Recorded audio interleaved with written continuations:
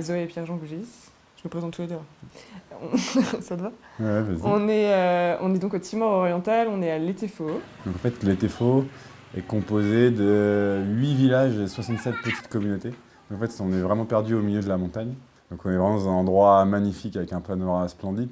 Bon, malheureusement, en ce moment, on est en pleine saison des pluies, donc on a à peu près 2 mois dans le brouillard, donc on voit pas grand-chose. On travaille pour la paroisse de l'Etefo, donc qui en fait est investie sur ces 67 communautés. Donc en fait, il y a des communautés qui sont à 3 à 4 heures de marche, donc c'est vraiment très étalé dans la montagne. Et donc la paroisse est située en plein centre de l'Etefo, et donc a créé une école. Donc c'est l'école dans laquelle on travaille. Moi, je suis professeure de chimie pour l'équivalent des secondes. Et je m'occupe un peu du laboratoire, de la bibliothèque. Je fais des activités avec les filles l'après-midi.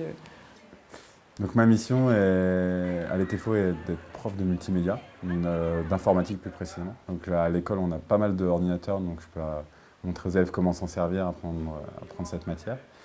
Et à côté de ça, moi, je file pas mal de coups de main à l'école pour tout ce qui est administration. Et après, je vais aussi dans l'internat des filles. De temps en temps, il y a un internat parce que les élèves marchent beaucoup ici pour venir à l'école. C'est entre 2-3 heures. Et du coup, le but, c'est, comme il y a cours que le matin, c'est aussi de les occuper l'après-midi. Donc, il y a une bibliothèque qu'on est en train de construire. Et le but, c'est aussi de jouer avec elles, voilà, que ce soit un peu ludique et de les aider aussi dans leurs devoirs, etc. Je pense qu'on était venu chercher de vraiment se donner, voilà, servir vraiment. Je pense qu'on l'a plutôt trouvé, mais on est aussi beaucoup servi ici. Et c'était la première chose qui nous a un peu, qui a été hyper différente quand on est arrivé. C'est très culturel, donc il faut aussi respecter ça.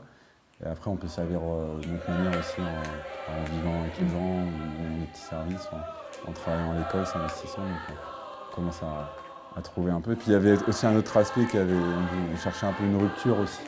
Une rupture avec notre vie en France, vivre quelque chose de nouveau, une nouvelle culture. Pour le coup, on est plutôt servi. Mais c'est assez enrichissant de découvrir un autre mode de vie, vraiment une autre culture, un autre rapport à la famille, notre rapport à la solidarité, notre rapport à l'argent, enfin vraiment à la nature, qui est très différent de ce qu'on peut vivre en Occident. Donc c'est aussi très enrichissant sur ce point de vue-là.